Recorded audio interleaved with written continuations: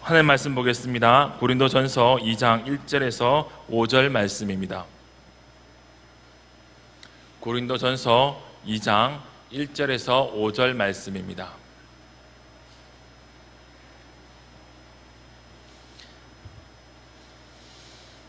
다 찾으신 줄 알고 한 절 한 절 교독하도록 하겠습니다. 형제들아, 내가 너에게 나아가 하나님의 증거를 전할 때 말과 지혜의 아름다운 것으로 아니하였나니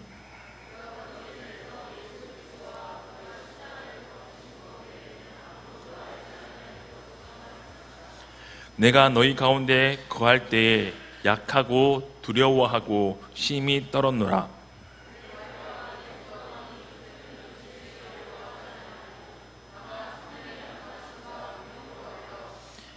너희 믿음이 사람의 지혜에 있지 아니하고 다만 하나님의 능력에 있게 하려 하였노라. 아멘. 좌우에 계신 분들께 인사하도록 하겠습니다. 잘 되고 있습니다. 기도하면 됩니다. 한 번 더 인사하겠습니다. 더 좋은 일이 일어납니다. 오늘 말씀을 통해서 성령의 나타나심과 능력을 경험하고 능력으로 성령 충만하여 살아갈 수 있는 은혜가 있길 주님의 이름으로 축원드립니다. 우리가 신앙생활하면서 복음을 오해하는 오해 중 하나가 있다면 바로 예수님을 믿는다는 것, 이것이 지적인 지성의 작용, 지식으로 기독교 교리, 특별히 구원의 교리를 인정하고 고백하면 내가 그리스도인이 된다고, 혹은 그렇게 복음에 날 사로잡고 그 복음의 능력 안에서 살아갈 수 있다는 오해를 많이 갖는 것 같습니다. 기독교의 구원의 진리를 이해하면 예수님을 믿을 수 있다라고 생각합니다. 구원의 진리를 학습하는 것이 믿음이 생기는 것이고, 그 학습을 통해서 믿음이 축적되고 깊어질 수 진다라고 생각을 하는 경우들이 많이 있는 것 같습니다. 예수님을 믿는 과정 속에 복음을 지성적으로 지적으로 이해하는 것이 반드시 필요합니다. 칼빈의 기독교 강요 1장 1절에 이렇게 기록되어 있습니다. 하나님을 아는 지식과 인간을 아는 지식이 서로 연결되어 있다고 이야기합니다. 칼빈이 여기서 하나님을 아는 지식이라는 표현을 썼고 인간을 아는 지식이라는 표현을 씁니다. 그 이야기는 신앙은 곧 지적인 부분들이 굉장히 분명하게 있다는 사실을 이야기하는 것입니다. 그러나 기독교 신앙에서 지식은 곧 이성적인 지성의 작용으로 얻어지는 지식만을 이야기하는 것이 결코 아닙니다. 복음을 듣고 예수님을 믿는 과정 속에 반드시 우리는 기독교의 특별한 구원의 진리, 교리들을 지성적으로 이해하고 동의하는 과정이 있습니다. 그러나 그 지성적인 이해가 신앙, 믿음을 이야기한다라고 동의하라고 이야기하기는 어렵습니다. 우리가 믿는 하나님이 이성주의자나 계몽주의자들의 하나님과 분명 다르기 때문이죠. 오늘 본문 말씀에 이렇게 기록되어 있습니다. 형제들아, 내가 너희에게 나아가 하나님의 증거를 전할 때에 말과 지혜의 아름다운 것으로 아니하였나니, 말로서, 지혜로서, 철학으로서 복음을 전할 수 없다고, 그렇게 전하지 않았다고 사도 바울이 이야기하는 것입니다. 분명히 예수를 믿는 과정 속에 기독교 교리를 지적으로 인정하고 이해하고 동의하는 과정들이 필요합니다. 그러나 그 인정과 동의가 곧 바로 즉각적으로 믿음이 되는 것이 아닌 것이죠. 성령께서 우리에게 찾아오시고 은혜 베풀어 주시고 그것들을 내 모든 존재를 걸고 동의하고 그 앞에 자복하고 엎드리게 만드는 과정이 우리의 심령 안에서 일어나야 하는 것입니다. 전도의 과정 속에도 똑같이 논리적으로 이야기하고 아름다운 화술을 통해서 설득을 통해, 사람의 말에 설득을 통해 예수를 믿게 할 수 있다라는 생각들을 하고 착각하며 아름다운 말로, 좋은 말로 그 사람이 가지고 있는 그 사람들이 가지고 있는 기독교에 대한 오해들을 풀어주면 예수를 믿을 수 있다라고 착각하는 경우들이 있습니다. 물론 그렇게 잘 이야기해서 기독교에 대해서 잘못 이해하고 있는 그 오해들을 풀어내는 건 그릇된 이해들로부터 벗어나는 것이 반드시 필요합니다. 그러나 설득이라는 과정을 통해서 예수님을 믿을 수는 없는 것이죠. 설득이란 말은 사전적으로 이런 의미를 가집니다. 어떤 사안에 대해서 상반된 입장을 가지고 있는 사람이 반대편의 이야기를 듣고 입장을 바꾸는 것, 이것이 바로 설득입니다.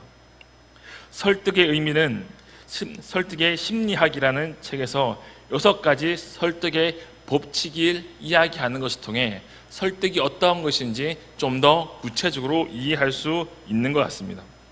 설득의 심리학에서 6가지 법칙을 이야기하는데, 첫 번째, 상호성의 법칙입니다. 살을 주고 뼈를 취한다라는 말이 있죠. 상대방에게 먼저 호의를 베풀면 그 상대는 나의 부탁을 잘 거절하지 못하게 된다라는 의미입니다. 오늘 신동희 권사님이 상호성의 법칙에 의해서 설득당해서 특찬을 하셨습니다.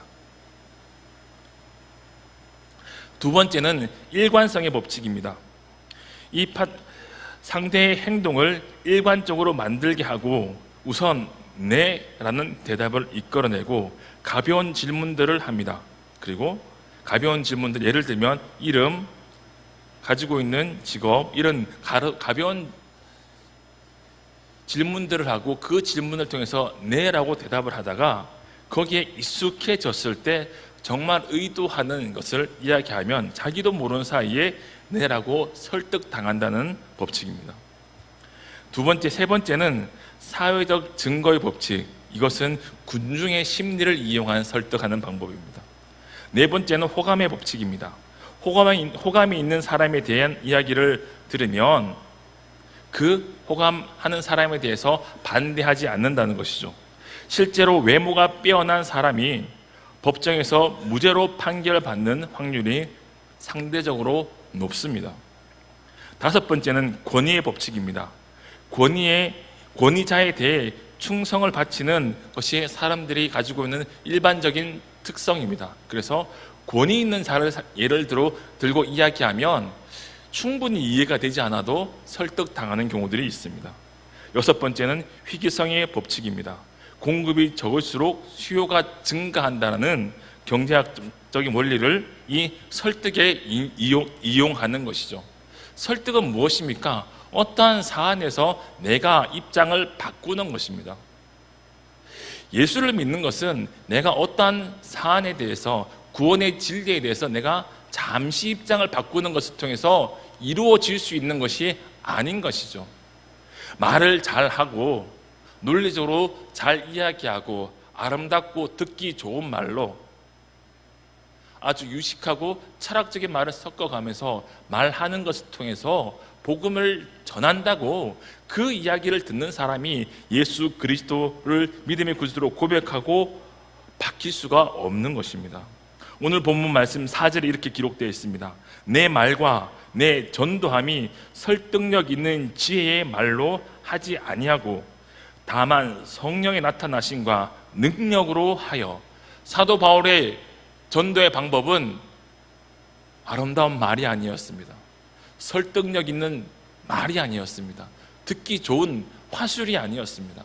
사도 바울이 전하는 전도의 유일한 방법은 단순하고 분명하게 예수 그리스도를 전하고, 그리고 그 예수 그리스도를 전할 때 성령의 나타나심과 성령의 능력을 구하며 전적으로 하나님을 의지하는 것, 그것이 바로 사도 바울의 전도의 전략이며 방법이었습니다.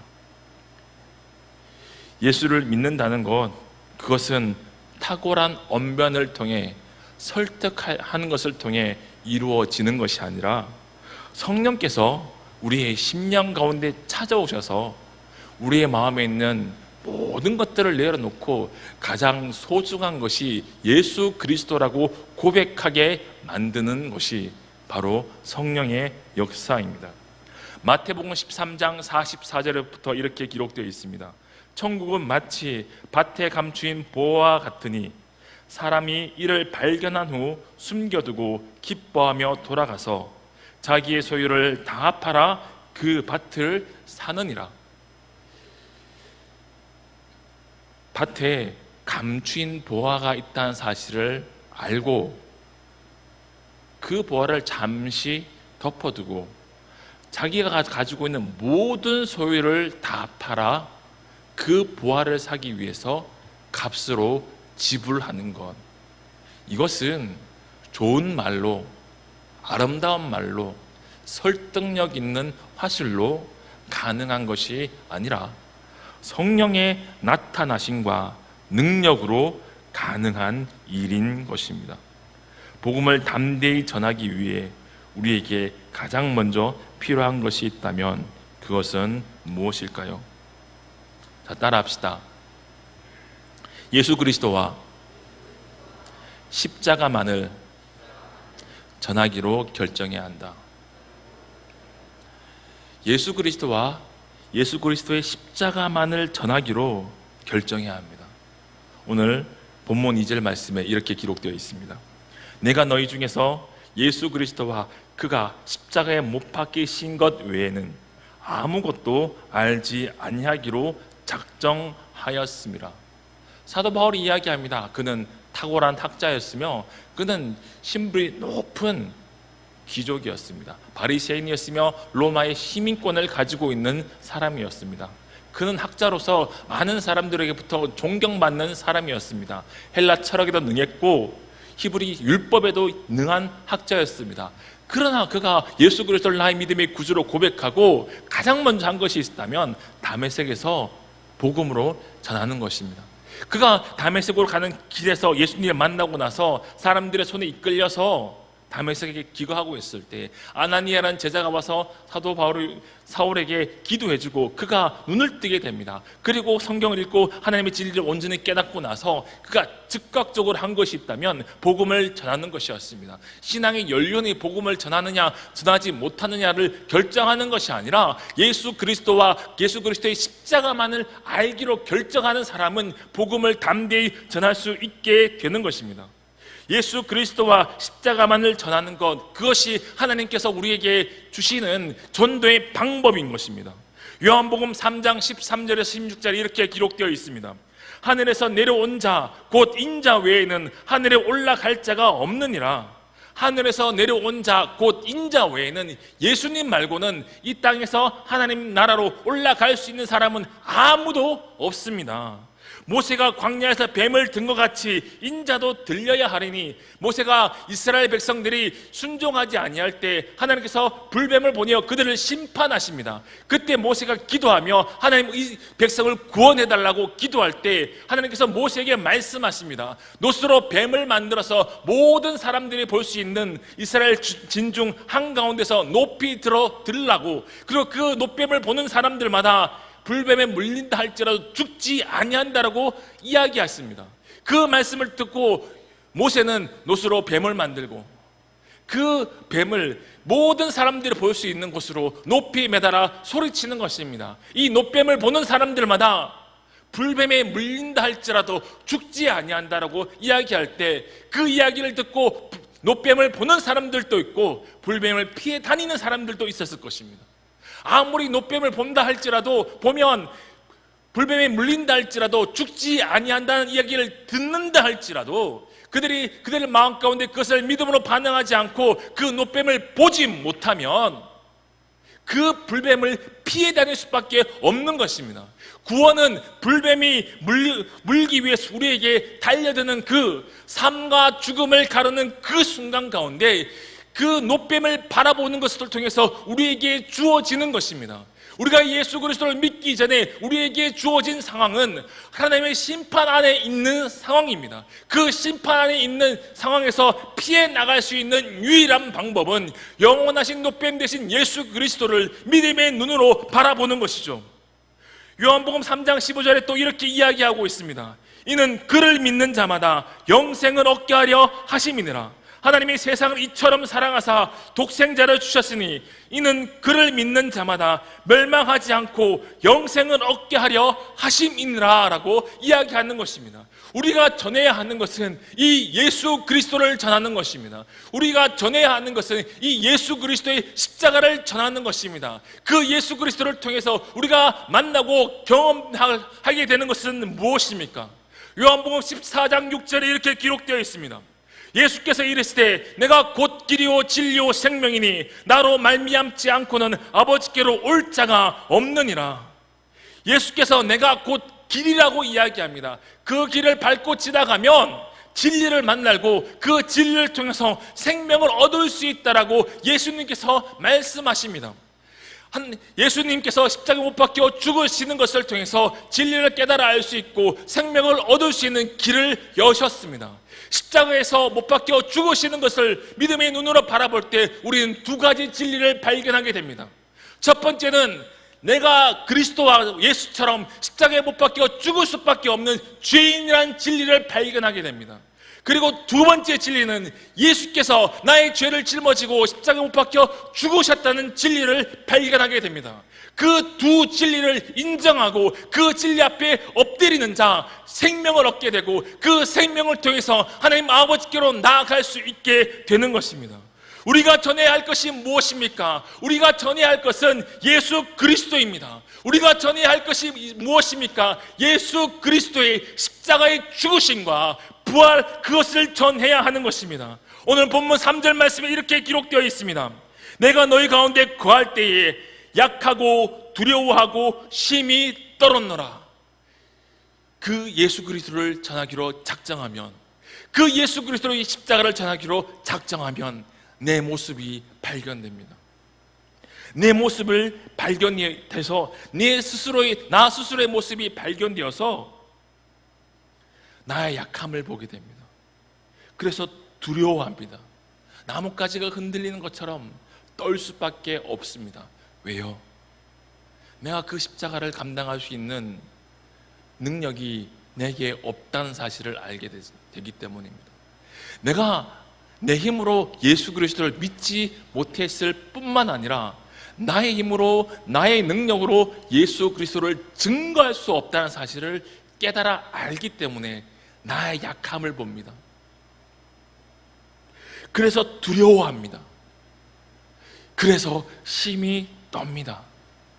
그래서 사도 바울에게 정말 간절하게 필요했던 것은 성령의 나타나심과 성령의 능력이 그에게 필요했습니다.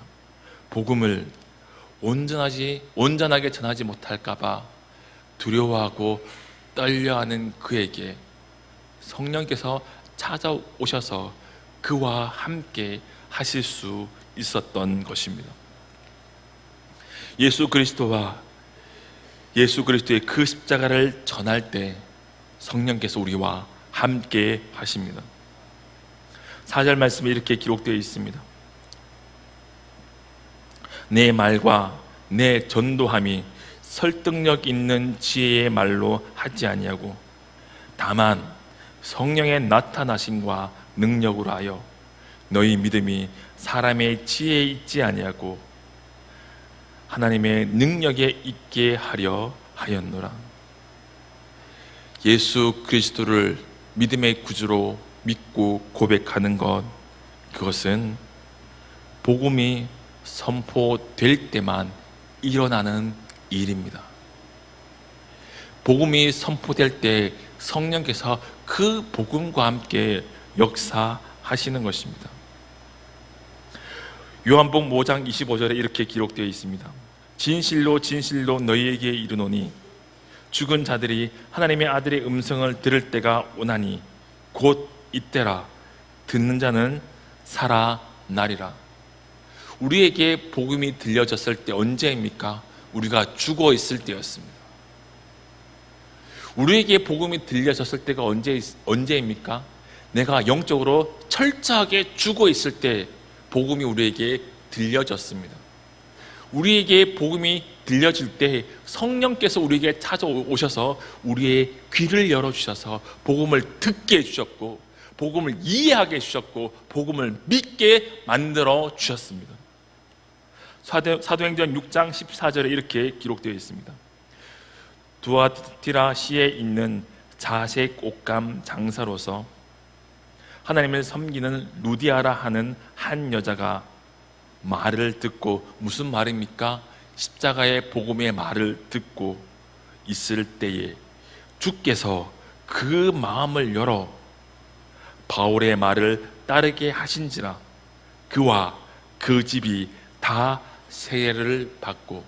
복음을 들을 때 성령께서 우리에게 찾아오셔서 우리의 마음을 열어주십니다. 우리의 마음을 열어주시면 복음을 깨달아 알고 예수 그리스도를 나의 구주로 고백하고 세례를 받게 되는 일이 일어나는 것입니다. 중생은 철저하게 성령 하나님의 사역입니다. 그러나 중생은 복음을 증거하는 자가 없을 때 일어나지 않습니다. 중생은 성령의 주권적인 사역이지만 복음을 증거하는 자가 있을 때에만 일어난다는 것이죠. 그 중생의 역사가 우리에게 일어났습니까? 그렇다면 누군가가 내게 복음을 전해 주었고 그 복음이 전해질 때 성령께서 내게 찾아오셔서 내 죽어 있는 영혼에게 귀를 열어주시고 마음의 문을 열어주셔서 그 복음을 믿게 만들어 주셨습니다. 복음을 지성으로 이해할 뿐만 아니라 예수 그리스도의 그 큰 사랑이 얼마나 큰지 깨달아 알고 그 예수를 사랑할 수밖에 없도록 우리에게 찾아와 주셨습니다. 고린도전서 12장 3절에 이렇게 기록되어 있습니다. 그러므로 내가 너희에게 말하노니 하나님의 영으로 말하는 자는 누구든지 예수를 저주할 자라 하지 아니하고 또 성령으로 아니하고는 누구든지 예수를 주라 주시라 할 수 없느니라. 성령께서 우리의 마음 가운데 찾아오셔서 내 입술을 열어 예수 그리스도를 주로 고백하게 만드는 것입니다. 여러분에게 누군가가 복음을 전해 주었기 때문에 예수를 믿고 있지 않습니까? 그 예수 그리스도가 모든 것을 걸고 내가 사랑하고 고백할 예수라면, 나의 믿음의 구주 예수시라면 내 입술을 벌려 복음을 담대히 증거해야 되지 않겠습니까? 성령은 나를 중생시키셨습니다. 성령 하나님께서 나를 중생시키셔서 내게 생명을 불어 넣어 주셨습니다. 그 성령 하나님께서 나를 중생케 하시는 것으로 끝나지 않고 내 입술을 벌려 예수 그리스도 십자가의 복음을 담대히 증거하게 만드시는 하나님이심을 믿으시기 바랍니다. 여러분의 입술을 벌려 예수 그리스도의 그 복음의 비밀을 담대히 증거할 때 그 복음과 함께 성령께서 함께 역사해 주실 것을 믿고 믿음으로 성령의 역사를 사모하며 기도해야 되지 않겠습니까? 우리의 삶의 이유가 무엇입니까? 우리의 삶의 목적이 무엇입니까? 우리가 무엇을 위해 이 땅을 살아가고 있습니까? 예수 그리스도를 참으로 믿음의 구주로 고백하는 자는 이 땅에서 어떠한 소망도 품지 않고 내가 예수를 사랑하고 예수 그리스도의 말씀에 순종하며 그 예수 그리스도를 증거하며 살아가는 것이 이 땅의 가장 큰 소망이 되는 것입니다. 그 참된 성도들에게는 예수 그리스도의 십자가의 복음을 담대히 증거하는 것이 그에게 주어진 마땅한 사명인 것이고 그에게 주어진 합당한 삶인 것입니다. 그 삶을 살기 위해 성령 충만함을 사모하고 하나님 앞에 나오길 원치 아니하십니까? 그것이 우리의 가장 큰 소망이길 고백하며 하나님 앞에 믿음으로 나오길 주님의 이름으로 축원드립니다. 아직도 우리 마음 가운데 나의 심령 가운데 예수 그리스도께서 나를 얼마나 사랑하시는지 알지 못하는 사랑한 청년들이 있습니까? 사랑하는 형제들이 있습니까? 사랑하는 자매들이 있습니까? 오늘 함께 말씀을 붙잡고 기도할 때 성령 하나님 우리 마음 가운데 찾아오셔서 예수가 그리스도라는 사실을 나의 모든 존재를 걸고 고백할 수밖에 없도록 예수님의 그 큰 사랑을 깨달아 알 수밖에 없도록 찾아오길 소망하며 기도하시길 바랍니다. 성령 하나님의 나타나심과 성령 하나님의 능력이 우리의 심령 가운데 찾아오실 때 모든 불가능한 일들이 일어나는 것을 믿고 하나님 앞에 믿음으로 나오시길 주님의 이름으로 축원드립니다. 기도하겠습니다. 하나님 아버지, 내를 감사합니다. 주님, 우리